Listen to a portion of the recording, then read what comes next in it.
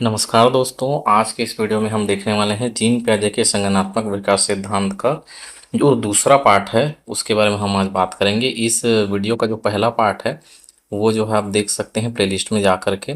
उसमें जो चीज़ें बच गई थी उसको आज हम यहाँ एक्सप्लेन करने वाले हैं।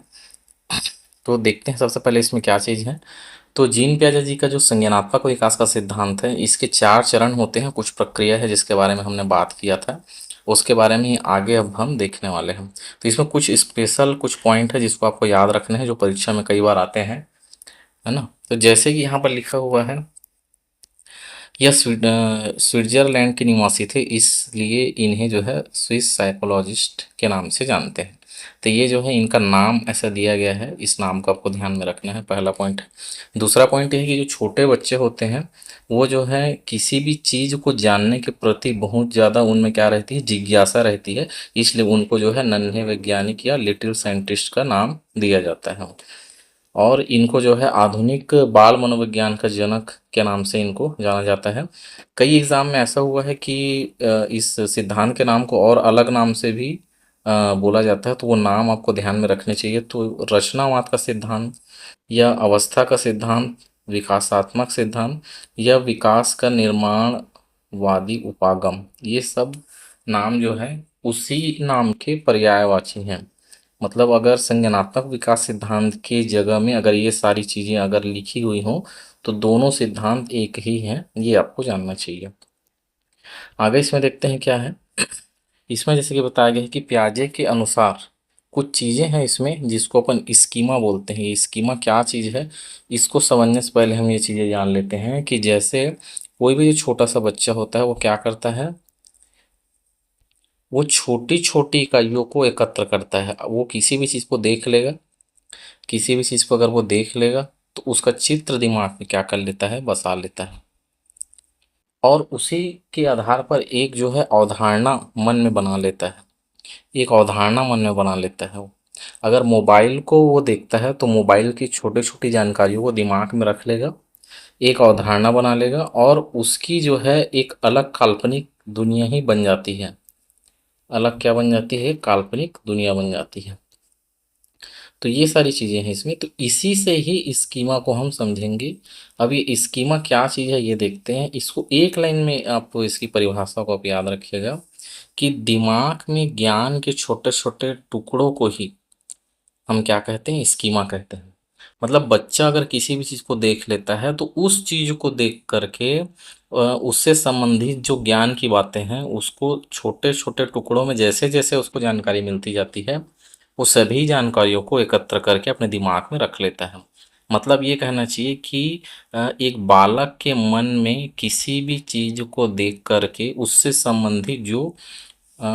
उससे संबंधित जो खास बातें हैं उनको वो अपने दिमाग में इकट्ठा कर लेता है। यहाँ पे चित्र से जैसे मैंने समझाने का प्रयास किया, इसमें इस चित्र में आप देख सकते हैं कि एक जो है बच्ची है, ये क्या है, कुछ चीज़ों को सोच रही है। तो किसी भी चीज़ को देख करके वो सोचती है और सोचने के बाद क्या करते हैं बच्चे जो है अपने दिमाग में उस चीज़ों को स्टोर करना शुरू कर देते हैं। तो दिमाग में जो चीज़ें स्टोर हो जाती हैं वही चीज़ें क्या है, हमारी स्कीमा, ये जो है स्कीमा कहलाता है।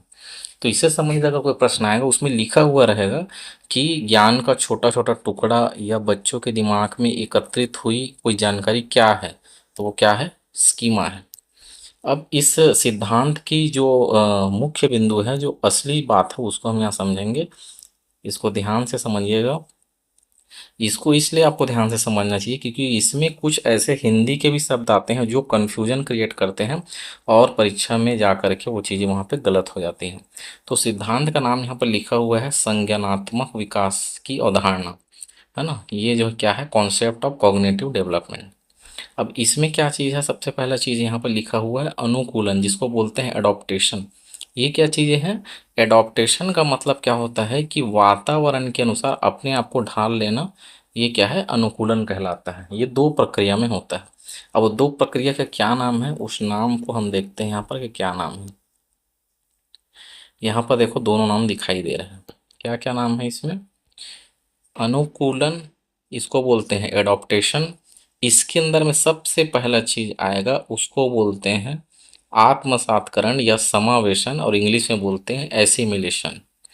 दूसरा जो चीज आता है उसको बोलते हैं समायोजन, और इंग्लिश में बोलते हैं एकोमोडेशन।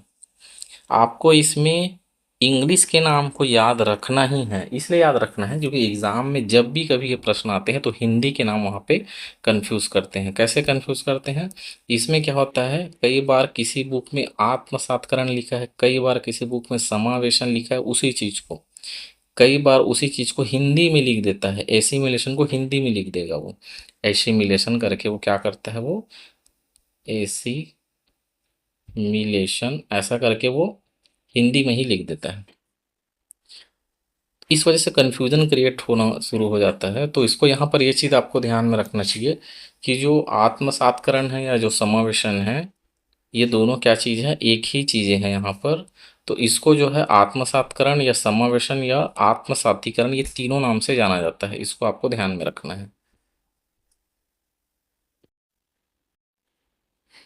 तो इसमें हम समझते हैं कि क्या चीज़ है, ये दोनों चीज़ों को समझेंगे। तो यहाँ पर जैसे कि मैंने बताया कि जो पहला जो पॉइंट है यहाँ पर क्या है, ये आत्मसातकरण या समावेशन या एसिमिलेशन या इसको आत्मसातीकरण कहेंगे, ये सभी नाम एक ही नाम है। क्या चीज़ है इसको देखते हैं। इसमें देखिए, इसमें यहाँ पर जैसे मैंने लिखा है कि बच्चा क्या करता है, अपने पूर्व ज्ञान को नए ज्ञान के साथ जोड़ना आत्मसातकरण कहलाता है।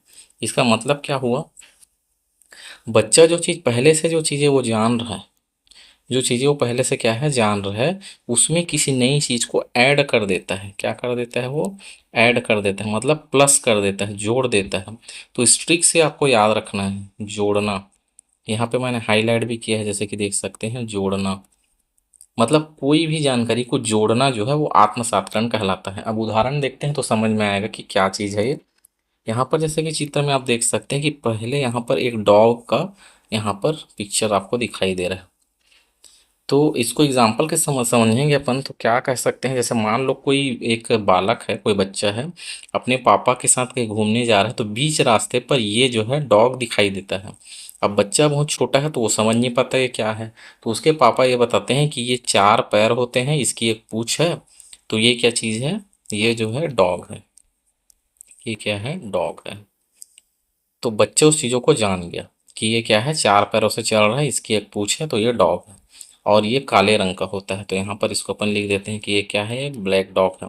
अब जैसे जैसे बच्चा और आगे चलते जाते हैं रास्ते पर, तो रास्ते पर एक और दूसरा उसको जो है डॉग दिखाई देता है।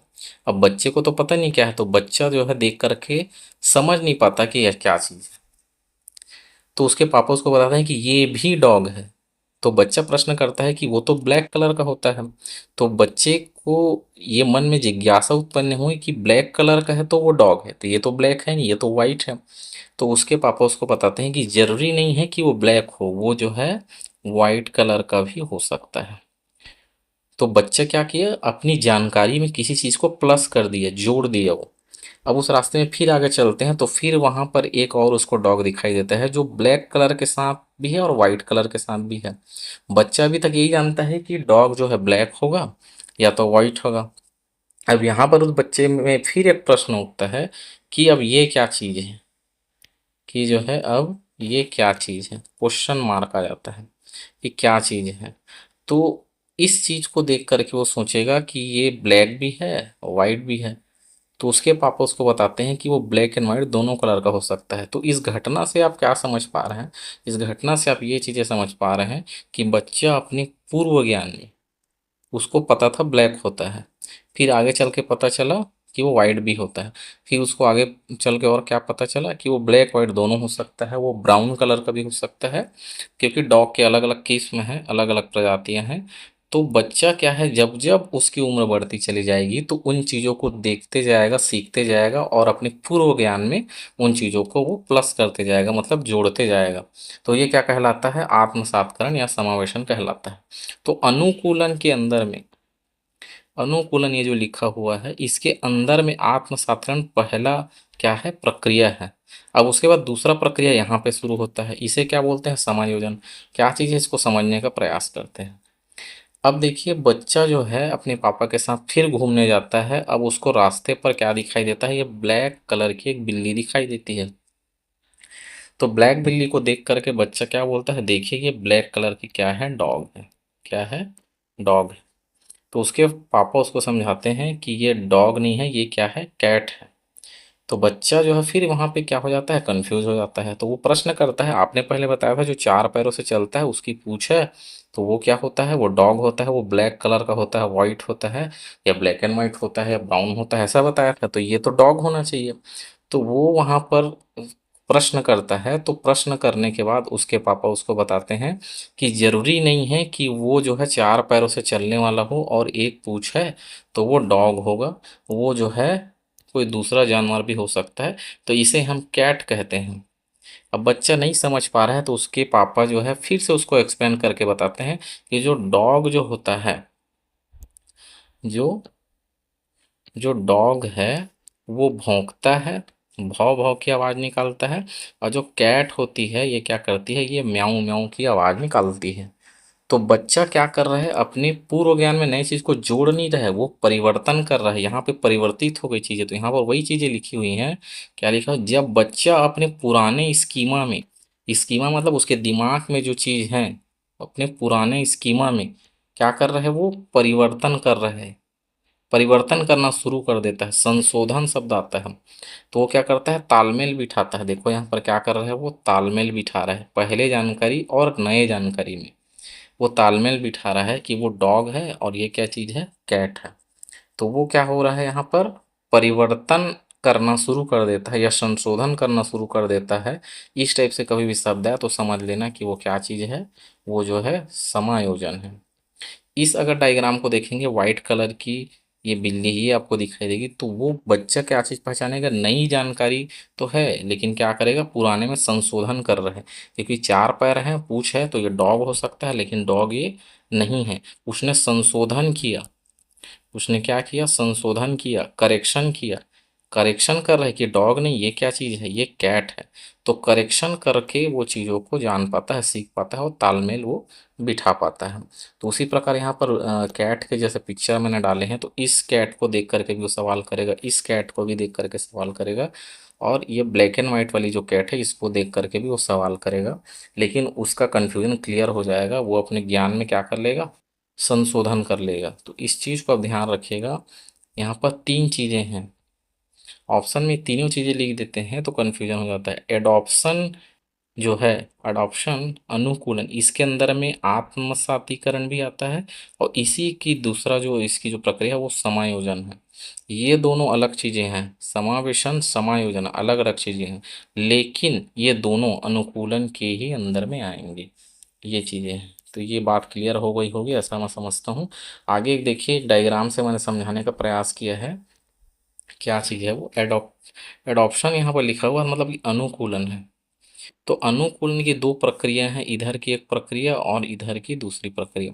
ये पहली प्रक्रिया एसिमिलेशन है। एसिमिलेशन में याद रखेंगे, जोड़ना या ऐड होना, ये चीजें आपको याद रखनी है।